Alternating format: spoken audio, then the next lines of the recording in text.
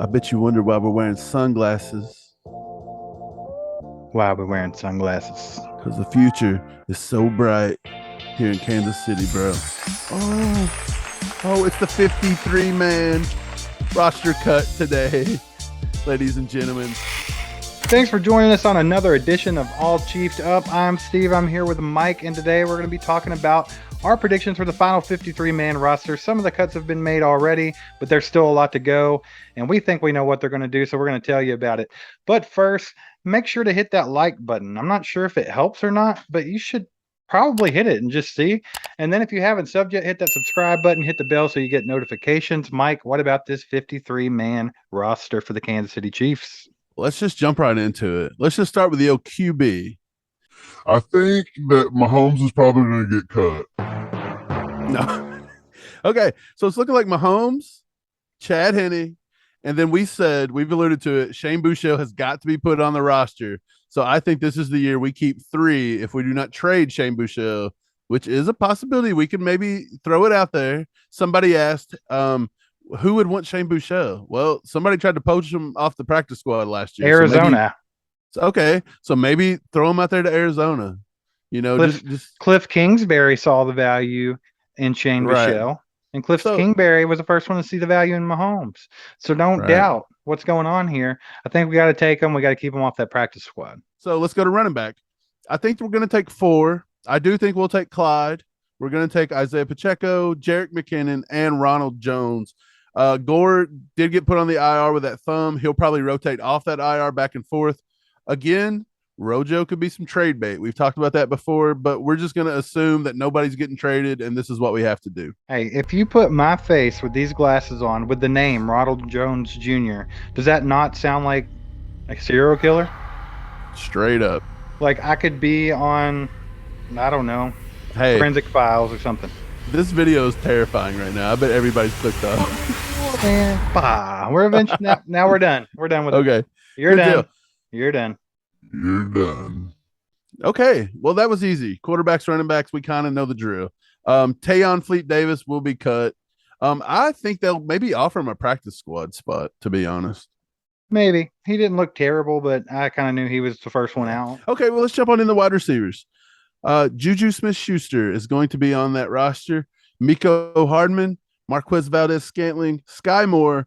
We're going to give wide receiver 5 to no surprise. We think Justin Watson got it. And then number 6 on the wide receivers, we think they're only going to take 6. Yep, Darius Fountain. We think Josh Gordon may get the axe. Probably just because of special teams. Yeah, I mean, Fountain's got the youth. He's got the special teams abilities, and he looked good receiving in the preseason. So I don't see any reason to not take him over Josh Gordon. I have been an advocate for Josh Gordon. I'm a fan.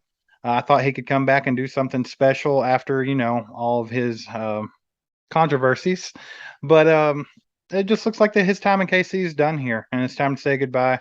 And he'll move on, and we move on. And I think Darius Fountain is going to take that 6th spot. I'm going to be completely honest. If they were to take 7 and not 6, I think it would probably be Corey Coleman over Josh Gordon, just because of his special team abilities, and he's looked pretty good too. So, I mean, yeah, I'm going to cut it off at that 6th, though. I'm with you. Let's go to tight ends, Mike. How about that? Travis Kelce, obviously.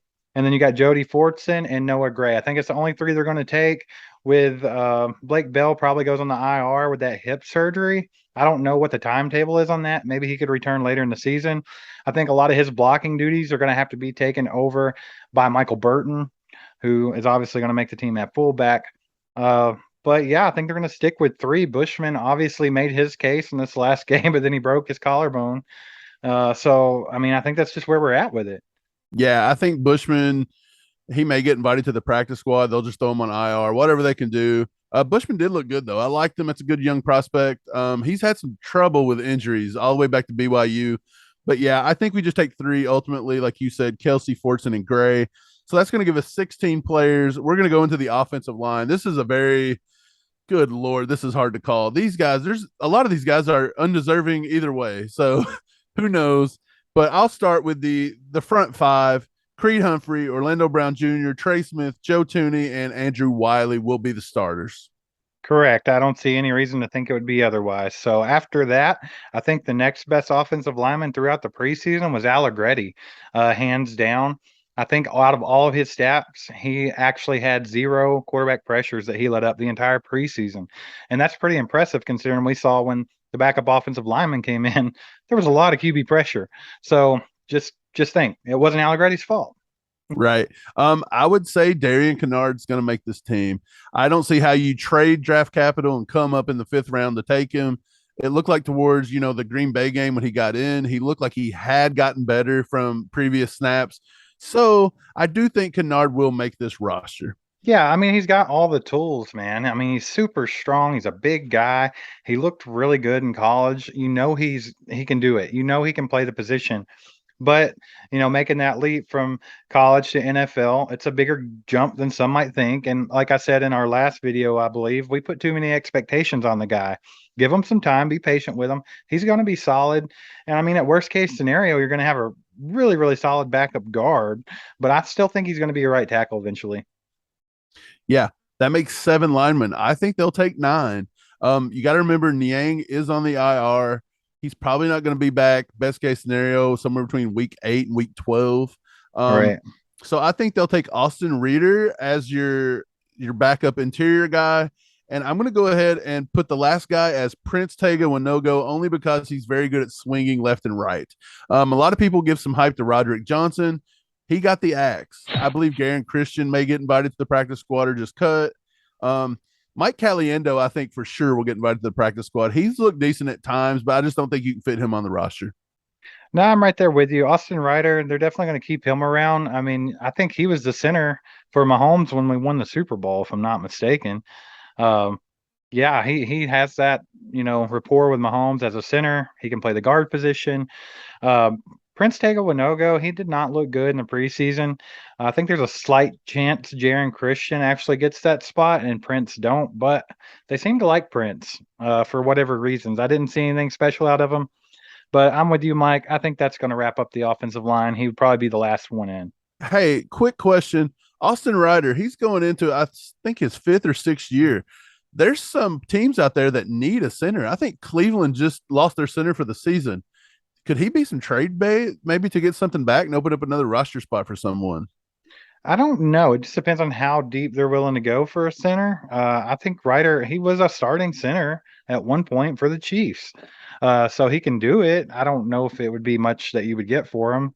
Maybe some late draft capital or something like Right. that. I'm not for sure, but definitely a possibility. So let's move over to defense, Steve. Start us off with defensive ends, man. Who are we taking? All right, you got your obvious ones. You got your Frank Clark, Carlos Dunlap, and then of course George Karlaftis, who is our first round draft pick, who's looked spectacular in the preseason. Everybody's pumped on him. Mike, I think the last two there is going to be Mike Dana and Joshua Kando. I think that's just where we're at here. Malik Herring, I don't think he did enough to make this roster. What about you? Mike Dana for sure. He's one of the front 4 that we definitely take. I think we have to take a 5th one. A lot of people are saying we're only going to take 4. I feel like you have to take a 5th defensive end. So I would tend to put it on Kando. We did spend some draft capital on him. It looks like he's getting a little more comfortable. He showed it in the Green Bay game. He got a sack. He got a couple tackles there late for loss. Yeah, Herring. I don't know about Herring. He seems to be a little undersized. Azur Kamara actually flashed a little bit, but we don't have enough invested into him as I think he'll just come in and steal Kando's spot. So I'm going to go ahead and give Kando the 5th spot at defensive end and say we're going to take 5. I would think we would take 5 as well. Once again, we've talked about this before. Spagnuolo at times will put 3 of them on the field at the same time. So, I mean, there's a very good chance that 5 would be a great number to have. So let's just jump on into defensive tackles. I think they're going to take Chris Jones, obviously. Turk Wharton. I think Colin Saunders is right there. He's getting on. I think they're going to go ahead and stick with Derek Nottie as that big run stuffer guy. And I think they're going to go ahead and take a 5th. I think they'll take Danny Shelton with them. And that leaves that puts us as 5 defensive ends, 5 defensive tackles. I think that's what they'll do. And yeah, I think either Stallworth is thrown out as trade bait or he just gets cut. Yeah, I'm right there with you. Once again, I think 5. A lot of people think Danny Shelton might get cut. I kind of think they signed him to use him. Maybe we could be wrong, but he's a huge body and he helps stuff the run. And we have had some problems stopping some run plays in the last year or two. So yeah, he could definitely be utilized. But Colin Saunders, he showed enough to make this team. And then of course Derek Nutty, Turk Wharton, Chris Jones, they're solid, no questions there. So let's just go ahead and move on to linebacker. Steve, I think we're taking 5 linebackers. Do you agree? Yes, I agree. The only linebacker that even seems like a bit of a surprise, I don't think is a surprise. The guy looked fantastic in the game against Green Bay, and that is Darius Harris. I think the 4 obvious ones are Nick Bolton, Willie Gay, Elijah Lee, and Leo Chanel. So, yeah, I think Elijah Lee is probably going to get that starting spot. We talked about this a little bit. Would like to see Leo maybe take that over at some point. But I think that's the 5 they're going to stick with, man. Mike Rose already got cut. And I mean, Mike Rose didn't look bad in the preseason. He's a big dude, man. Surprised to see that they went ahead and cut Rose over Jack Cochran right off the bat, which means they might think Cochran's a little better than Rose at this point, which is kind of cool. I mean, Jack Cochran's from where, like North Dakota State, South Dakota State, somewhere crazy. But yeah, I believe eventually they'll invite Cochran and probably Mike Rose back to the practice squad. And I think they'll just take 5. I think you're right. I think Darius Harris gets that 5th spot and Jermaine Carter's out. Yeah, Jermaine Carter's out. I would definitely like to see Mike Rose on the practice squad because, like I was just saying, he looks absolutely massive when he's out there. If you noticed in the Green Bay preseason game when he was out there, he looked really big. And when he comes down on a blitz, he creates pressure, no doubt about it. So I would like to see where he could go on that practice squad and keep improving. So I'm all for that. But I think that's where we're at with those 5 linebackers. Mike, let's move on to cornerbacks. I'm going to let you take this one. Who do you think our cornerbacks are going to be? First and foremost, Rashad Fenton, L'Jarius Sneed, Trent McDuffie. Those are the top 3. They'll go. Joshua Williams has looked really good. He's definitely on the roster. You're not cutting Josh Williams. I think the final 2, because we're going to go for 6 here. I think I'm going to give it to Chris Lamons. Chris Lamons looked like he'd done enough in special teams play, and he looked pretty good on the back end when he played for the actual defense as well. He had a lot of good coverage. I give the final spot to Jalen Watson. I think Jalen Watson has got it. I think Najee Johnson will probably get invited to the practice squad, but I do think that Jalen Watson got that spot and he earned it. I mean, he's looked a little lost at times. He's looked a little slow at times. He's missed some tackles, but ultimately, I feel like there's enough there to build on, and they'll take him into the season. Well, what's exciting about that, Mike, is yeah, he did miss some assignments. He looked a little slow at first, but you saw progression every game from him. He got better and better and better. Looks very promising. Jalen Watson definitely did enough to earn a spot on this roster. So I'm super impressed with how he looked. I'm with you. Chris Lamons, special teams ace, got to have him out there, and he looked good in coverage as well. He even got an interception and took it right down to the goal line in the game against Washington. But yeah, the rest goes without being said. Josh Williams, he had a tough game this last game against Green Bay, but the guy, he's an athlete and he was putting in the effort. That's going to come around. It's just going to take some time with him. He had a big gap from D2 to the NFL. Just give him some time. I think he's going to be excellent as well. I think Veach did a really good job drafting these cornerbacks. I was skeptical during the draft. I'm like, why is he drafting so many defensive backs? Like, this is insane. But I mean, I think he's hit. I think he hit. So moving on to safeties, and this is where I feel like if there's somewhere that we may have got it wrong, it could be with safety. We took Justin Reed, Juan Thornhill, and Brian Cook, and that's it. We didn't take a forced safety, and it's all because Bouchel had to be put on the roster. We felt that Rojo deserved to make the 4th spot, and we felt that Danny Shelton is probably going to be on the roster with Kando. And we took Deion Bush off the roster. That is a big special teams guy for Dave Tobe. And I don't know if that's going to happen. I really don't. So I don't either. I'll put Deion Bush with Joshua Kando and Shane Bouchel. We'll go with Danny Shelton. Those are going to be your last 4 guys. And one of those are going to make the roster, and 3 of them is going to make the roster, and one of them's got to go. And the way I seen it was, I felt like you signed Shelton for a reason. Kando, you put in a draft pick for, and he looks to be getting healthy and more comfortable. And we cannot let Bouchel hit that practice squad again. So that left Deion Bush on the outs. And along with Harrison Butker, Tommy Townsend, James Winchester, that wrapped up the 53 man. I could not get Deion Bush on this roster. Well, I mean, let's be fair here. Deion Bush, he had some flash plays. He made a hit on a guy, looked like he killed him against Washington. He made some good special teams plays, but there was a lot of bad Deion Bush football as well, especially in the first preseason game against the Bears. Out of position, let up a touchdown, things like that. So maybe that's just enough to come back to haunt him. It could be. I like Deion Bush. I like the way he plays. I like the way he pops people.